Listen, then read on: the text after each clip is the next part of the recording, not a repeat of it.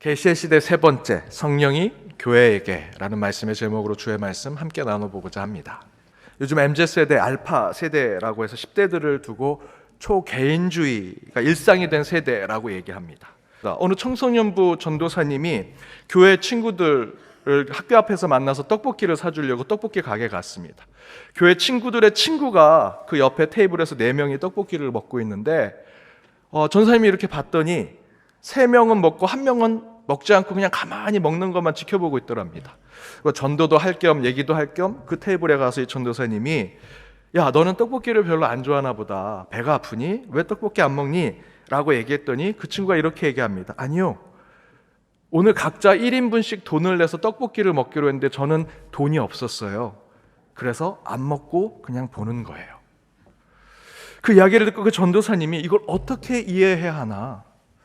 아니, 옆에 있는 애가 우리가 3명이 돈 걷어서 먹을 테니까 너 같이 먹자라고 하면 되는데 그 얘기를 안 하는 겁니다.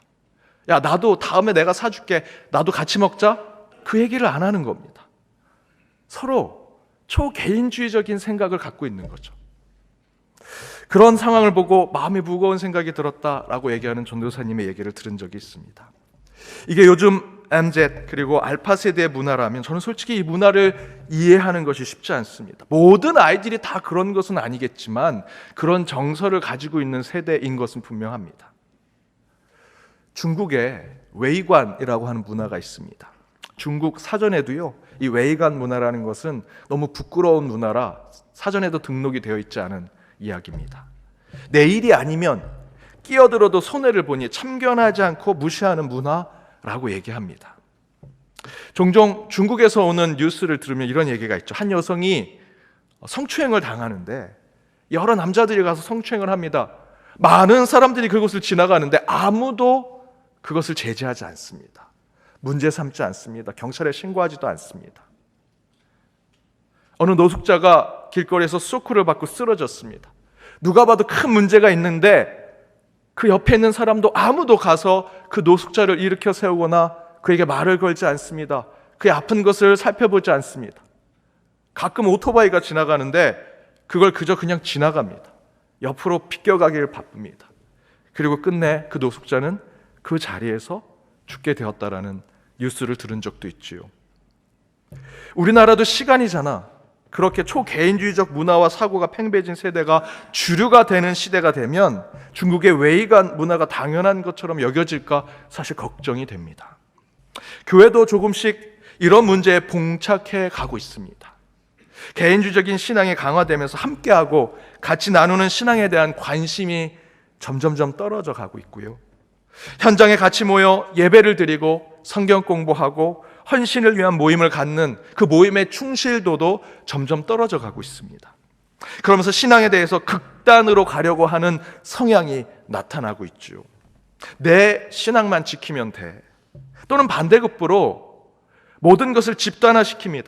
수많은 다양한 사람들의 신앙과 믿음을 이해하려고 하지 않고요. 내가 믿는 신앙의 그룹이 선이고 옳다라고 생각합니다. 내가 듣는 목사님, 나랑 코드가 맞는 신앙의 사람들이 하나님의 말씀이고 그것이 선이고 그것이 정의라 생각하면서 살아갑니다. 그 반대편에 있는 사람들은 악이다라고 생각하는 것에 빠져 살고 있다는 것이죠. 이에 대해서 이런 초개인주의화 되어가는 세상, 그리고 그런 이기적인 태도와 생각이 도리어 자기를 지키는 방법이라고 믿게 하는 잘못된 이 세상에 유일한 답을 줄 수 있는 것은 교회의 본질과 같은 참된 교회 모습이라고 생각이 듭니다. 여러분, 교회는요, 원초적으로 모이는 곳이었습니다. 초대교회가 왜 교회라고 불렸겠습니까? 함께 모였기 때문이죠. 간판을 달아서 초대교회라고 했습니까? 어느 사도가 이건 교회라고 손가락질해서 그게 교회가 됐... 아닙니다. 교회는요, 다양한 사람들이 함께 모여서 예수를 나의 구원자로 고백하고 찬양하는 모임이 있었기 때문에 교회라고 불렀습니다. 교회는 함께하는 곳입니다. 막 태어난 아기가 유모차에서 우는 소리가 들리고요. 이제 내일이면 천국에 가겠다 마음을 품고 살아가시는 어르신들도 함께 이곳에서 생명을 생각하며 나아가는 곳이 교회입니다. 요즘 어느 모임에 남녀노소 함께 있는 곳이 어디 있습니까? 남자는 남자들끼리, 여자는 여자들끼리 모이고요. 어르신들은 어르신들끼리, 아이들은 아이들끼리 모이죠. 요즘 교회도 그렇게 되어 가고 있습니다. 청년들만 중심이 된 교회.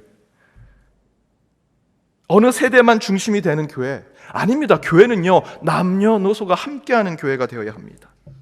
교회만이 아이들의 웃음소리가 정겹게 들리는 것이고요, 어르신들의 덕담이 세상에서 말하듯 꼰대가 얘기하는 것이 아니라 그 어르신들의 말씀, 교회에 있는 어르신들의 말씀이 내게 위로가 되고 격려로 소통이 될 수 있는 것은 교회 공동체밖에 없습니다. 어느 조사에 보니까 AI가 대체하기 가장 어려운 것 중에 하나가 지금 제가 하는 설교라고 합니다. 제게는 너무 굿뉴스인데 여러분의 표정은 아닌 것처럼 이렇게 보이십니다. 어찌됐든 이 부분에 대해서 저는 교회도 마찬가지라고 생각이 듭니다. 물론 인터넷 예배, 지금 이 예배도 영상으로 전달이 되지만 교회는요, 대면해야 합니다. 함께 해야 하고 현장에 같이 있어야 합니다. 같이 숨쉬고 호흡하면서 함께 할 때 그 가운데 영적 체험을 누릴 수 있는 것입니다. 여러분, 단기 선교 인터넷 뱅킹으로 불가능합니다. 제가 이전에 있었던 교회 그 선교 담당하신 분과 계속 마찰이 있었습니다. 그분은 단기 선교 못 하러 갑니까? 그 단기 선교 돈도 많이 들어가는데 그 돈 모아서 선교사님 드리면 되죠. 여러분, 그게 선교입니까? 아니죠. 선교사님들, 그 오지에서 일하시는 분들, 목숨을 다해 선교하시는 그분들, 저희들이 힘들고 어렵지만 찾아가서 그분과 삶을 나누고 그 어려운 것들을 같이 나누면서 함께 기도할 때 그 선교사님들 위로를 받으시고요, 그걸로 다시 재충전해서 그 사역을 감당하실 수 있는 겁니다. 선교 영상으로 불가능합니다. AI로 할 수 있는 것이 아닙니다. 구제봉사, 여러분, 가난하고 힘든 자들 직접 찾아가셔야 합니다. 힘든 분들의 손을 직접 잡아주는 것이 구제와 봉사입니다. 우리 교회에서는 가장 AI의 시대에 가까운 우리 청년 세대가 몸으로 부딪히는 구제봉사에 참여하죠. 지난주 말씀드렸던 대로 청년부가 조금씩 부흥합니다. 그 공동체가 점점점 커가고 있습니다. 그 가운데 무슨 양육이 특별한 성경의 공부가 있어서 그런 것이 아니고요, 작년에 청년부가 단기 선교 갔다 왔습니다. 코로나 그 이전부터 오랫동안 가지 못했던 우리 연동교회 단기 선교를 청년부가 먼저 시작했습니다. 올해도 또 가겠다. 하지만 우리 교회 재정이 충분히 도울 수 없으니 자비량으로 가라. 그럼에도 불구하고 작년보다 더 많은 청년들이 신청해서 지금 준비하고 있습니다. 올해 연동 복지재단이 하는 귀한 사역에 누가 먼저 시작할까? 청년에게 제가 그 도전을 주었는데 저희가 시작하겠습니다 해서 청년들이 몸을 부딪히는 구제 봉사하고 있습니다. 저는 그런 것들이 쌓여서 지금 청년부가 조금씩 부흥하고 있다고 믿습니다. 로마 카톨릭 교회 정통 교리 가운데 교회 밖에 구원은 없다라고 하는 교리가 있습니다. 3세기 카톨릭 교회가 그 교회 안에서 분리되어 나가고자 하는 사람들을 이단으로 정죄하기 위해서 만든 교리인데요. 하지만 우리 개신교에서는 칼 바르트라고 하는 신학자가 이 진정한 이 교리의 성경적인 의미, 복음적인 의미를 담아서 이렇게 재규정했습니다. 교회의 몸이 되신 그리스도 예수 밖에는 구원이 없다. 이것이 맞는 얘기죠. 교회 밖에는 구원이 없다는 것은 단순히 우리 교회가 거만한 교권주의만을 대변하는 그런 표현이 아닙니다. 사도행전 4장 12절 말씀, 다른 이로서는 구원을 받을 수 없다. 구원을 받을 만한 다른 이름을 우리에게 주신 적이 없다. 예수만이 우리에게 구원이다라는 것을 많은 사람들이 매우 배타적이고 폐쇄적인 이야기라고 얘기하는데요, 저는 그렇지 않다고 생각합니다. 이제 이 시대에는 이 말씀이 오히려 우리 교회와 이 공동체를 회복시키는 매우 중요한 영적 상식이 되어가고 있다고 생각합니다. 그렇지 않은 사람들 어떻게 하고 있습니까? 다 자기가 하나님이 되어가고 있죠. 호모데우스, 한 사람 한 사람이 하나님이 되고 신이 되어가는 시대입니다. 누구 하나 자기 것을 나누려고 하지 않습니다. 공동체를 만들어 가려고 하지 않습니다. 그 가운데 자신의 몸을 내어놓고 공동체를 만들고자 했던 예수 그리스도, 그 이름 외에는 이 땅을 구원할 것은 없습니다. 저는 이 교리가 교회 배타성, 폐쇄성을 보여주는 것이 아니라 오히려 이 시대의 희망을 보여주는 말씀이라 생각합니다. 거기에 더해서 유진 피터스 목사님도 이렇게 얘기하십니다. 사랑은 고립된 채 존재할 수 없다. 타인과 동떨어질 경우 그것은 자만심으로 변한다. 은혜는 홀로 받을 수 없다. 타인에게서 단절될 경우 그것은 탐욕으로 변한다. 소망은 외로이 자랄 수 없다. 공동체에서 떨어질 경우 그것은 공상의 씨앗의 뿌리가 된다. 그 어떤 은사, 그 어떤 미덕도 신앙의 공동체를 떠나서는 건강하게 개발되고 유지될 수 없다. 그렇게 얘기하면서 이렇게 얘기합니다. 그리스도는 믿음의 공동체, 함께 모여 말씀을 듣고 함께 모여 기도하고 예배하는 그 공동체를 떠나서는 볼 수 없는 분이다. 교회와 동떨어진 그리스도는 생각할 수 없다. 일본의 교육가이자 사상가인 우치다 다츠루라고 하는 교수가 있습니다.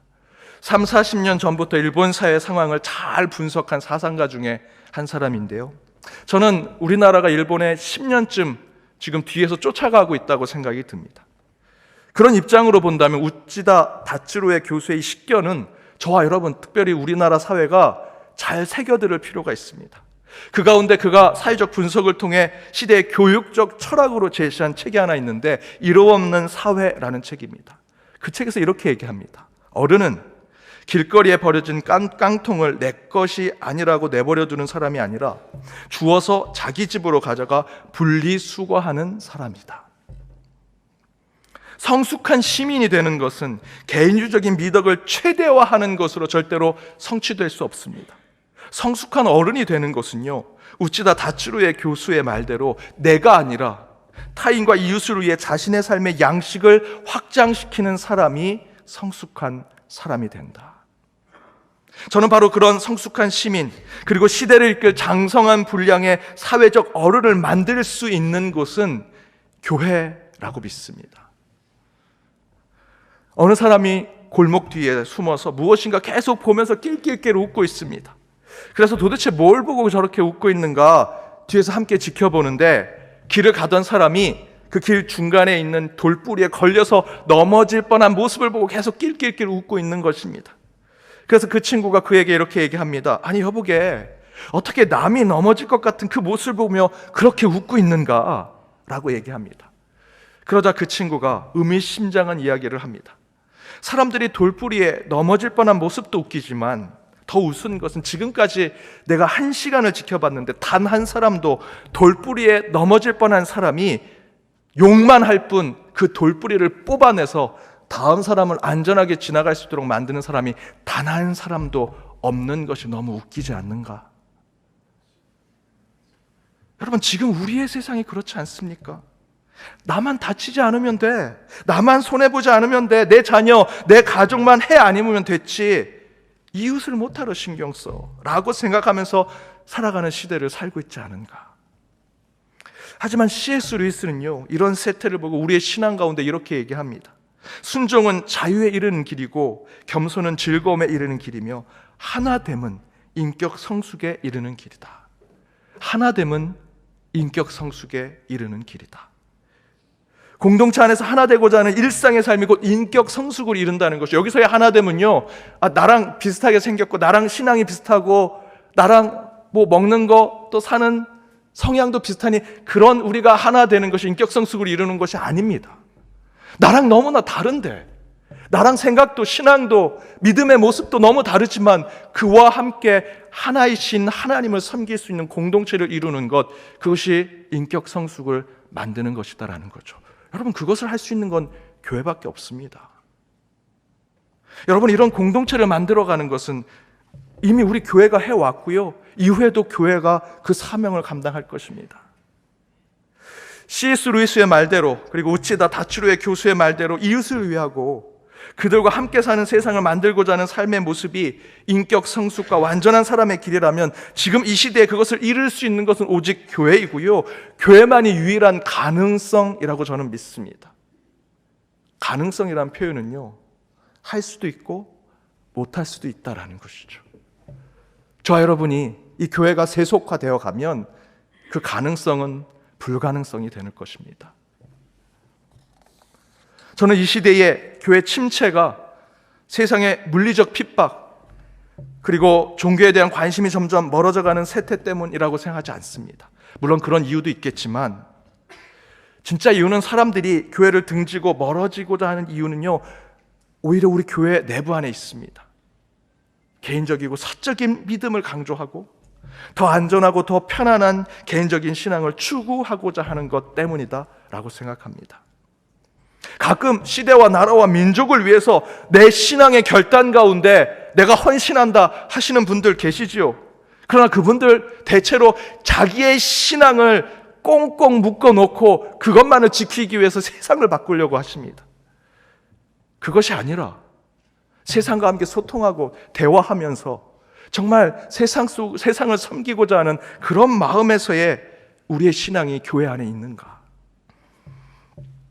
길을 가다가 길거리에 위험하게 버려진 깡통, 위험하게 놓여져 있는 돌뿌리를 보고 하나님, 저와 제 자녀가 그곳에 걸려 넘어지지 않게 해주셔서 감사합니다 라고 기도하는 믿음이 신앙의 전부라고 생각하는 바로 그 지점에서 지금의 이 교회는요, 신뢰도를 잃어버리고 그 영향력을 상실해버리는 모습을 보여주고 있는 것이죠.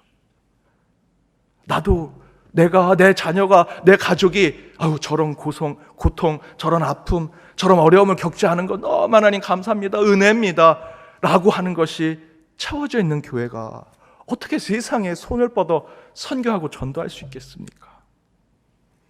하나님이 원하시는 우리 그리스도의 신앙은 나는 돌뿌리와 깡통에 넘어지진 않았지만 누군가가 그것으로 인해 해를 입고 아플 것이라 걱정하며 그것을 치우고 바꾸려고 하는 마음을 갖는 것, 여러분 그것이 신앙의 출발이요 우리 그리스도의 교회됨이라고 할 수 있습니다.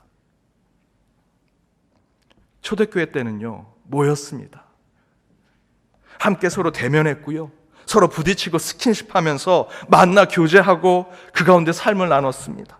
예수의 몸과 피로 여겼던 떡과 포도주를, 그 하나의 떡 하나의 포도주를 함께 먹고 마심으로 하나 되고자 했습니다. 그 안에 성숙한 사람들이 만들어져 갔습니다. 그래서 초대교회가 핍박을 받은 겁니다. 그때 교회를 핍박하던 로마 제국이 칼과 창으로도 초대 교인들의 신앙을 막지 못하니 그들이 썼던 방식이 바로 이건데요, 은밀하게 교회 공동체 안에 이런 생각을 주입했습니다. 타인과 함께 있는 것을 계속 귀찮게 여기도록 만들었습니다. 음이 맞지 않는 동료와 함께 합창하기보다 나 혼자 종교적인 감정을 느끼면서 혼자 흥얼거리는 노래가 더 종교적이라고 생각하게 만들었습니다. 함께가 아니라 혼자는 종교 생활을 만족하게 했고요, 짐을 서로 함께 지는 대신에 남 탓하고 남 정죄하게 만들었습니다.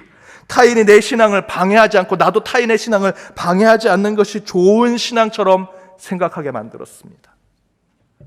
기독교의 신앙을 고등 종교, 고급 종교, 엘리트 종교라는 껍데기를 씌워서 신앙이 깊어지면 혼자만 기도해야 하고 종교에 미하게 빠지게 하고 자기 감성에만 충실하게 하는 종교로 만들었습니다.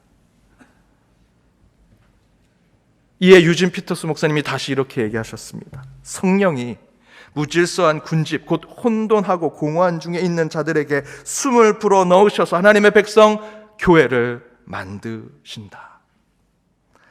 부자와 가난한 자가 함께 모여 불편하지만 예수의 사랑으로 하나 되는 것이 교회지요. 지금 이 자리에 있는 여러분, 나랑 똑같은 사람이 이곳에 있어서 이곳에 앉아 계십니까? 아니지요. 내 옆에 있는, 같이 사는 내 남편, 아내도 나랑 다른데 교회는 얼마나 더 다른 사람들이 함께 모여 있겠습니까? 가난한 자, 부자, 주인과 종, 병자와 그렇지 않은 자, 장애인과 비장애인, 유대인과 이방인이 함께 있는 곳. 그러나 여러분, 그렇게 돼 있는 곳은 서로 다른 너무나 다른 사람들이 함께 있는 곳은요, 무질서가 가득할 것이고요, 혼돈과 공허하게까지 하는 그런 곳이라고 할 수 있습니다. 그러나 그런 곳에 도리어 진리의 성령으로 오신 하나님이 그곳에 생명을 불어넣어 그곳을 교회로 만들어 주시더라는 것입니다. 이에 오늘 본문의 요한계시록의 말씀은 하나님께서 7교회에 똑같이 주신 말씀입니다. 귀 있는 자는 성령이 교회에게 하시는 말씀을 들을지어다. 모든 7개 교회의 마지막에 주신 말씀이죠. 그러나 7개 교회는 서로 다른 특성과 차별성을 가지고 있었습니다. 그렇다고 성령께서 그 7교회에 하신 말씀, 귀 있는 자는 성령이 교회에게 하신 말씀을 들어라, 너희들에게 하는 얘기가 7교회에 똑같은 얘기를 하겠다라는 것이 아닙니다. 어느 교회는 칭찬을 하셨고요, 어느 교회는 꾸중을 하셨습니다. 어느 교회는 기도를 강조해 주셨고, 어느 교회는 예배를 강조했습니다. 성령이 교회에 임하셔서 진리로 세우기를 원하시는 것은요, 모든 교회가 동질성을 가지고 똑같은 교회가 되고 프랜차이즈와 같은 지역과 그 특성을 상실해버린 그런 교회로 만드신 것이 아니다라는 것이죠. 도리어 성령은요, 그 안에 다양한 군집으로 모여있는 한 사람 한 사람을 존중하면서 오직 한 분 하나님을 온전히 섬길 수 있도록 만드는 공동체를 성령께서 원하셨습니다. 따라서 우리 시대에 성령이 교회에게 주시는 계시의 말씀은 정량적으로 채우는 교회가 되어야 할 뿐만 아니라 저와 여러분은 정성적으로 다양함을 품어 안는 교회가 되어야 합니다. 정량적이라는 뜻이 무엇입니까? 정량적인 교회는요, 계량화되고 수치화된 것입니다. 지금까지 교회의 성장이 그렇죠. 몇 명 모이는 교회냐? 교회 본당에 좌석이 몇 명 들어갈 수 있냐? 재정이 얼마 되냐? 교회 크기가 얼마냐? 면적이 얼마나 되냐? 교회를 묻는 것, 이것이 정량적인 교회의 모습이죠. 그런 정량적인 교회 성장을 추구하면요, 사람들이 많이 모이니까 공동체가 있는 것 같습니다. 그러나 하나같이 교회를 분석하는 신학자들과 학자들은요, 대형 교회가 되면 될수록 공동체성이 떨어진다라고 얘기합니다.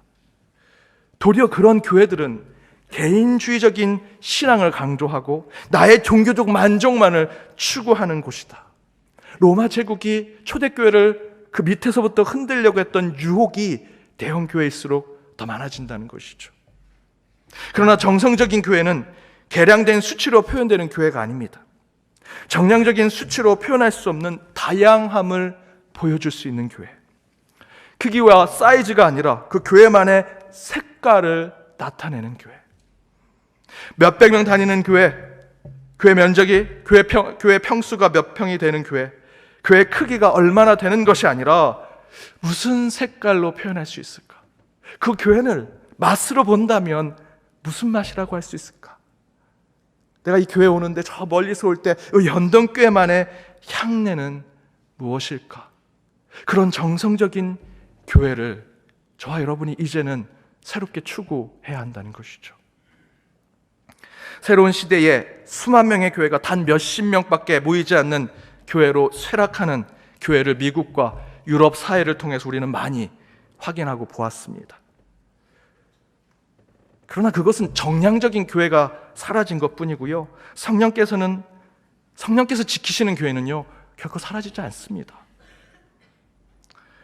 오늘 성령에 대한 말씀이니 교회의 신비에 대한 말씀을 하나님께서 주시겠구나 생각하신 분들이 계실 수도 있을 것 같습니다. 네, 그렇죠. 오늘 말씀은 성령의 신비에 대한 말씀입니다. 얼마나 신비롭습니까? 나랑 너무나 다른데 그 사람과 함께 신앙생활 할 수 있는 교회를 성령께서 세워주신 것, 여러분, 그것이 성령의 신비입니다. 사랑하는 우리 연동교회 성도 여러분, 성령이 우리 교회에 주시는 그 계시의 말씀을 들으십시오. 이제 이 시대의 크기, 수치, 높이가 아니라 그 교회만이 갖고 있는 맛과 향과 색으로 하나님이 세우시는 그 교회를 지켜가는 저와 여러분이 되어야 할 것입니다. 이번 한 주 하나님께서 여러분께 물으실 것입니다. 너의 신앙은 어떤 맛이냐? 어떤 향이냐? 어떤 색이냐? 그것을 묵상하며 사순절을 보내시는 저와 여러분이 되기를 주님의 이름으로 축복합니다.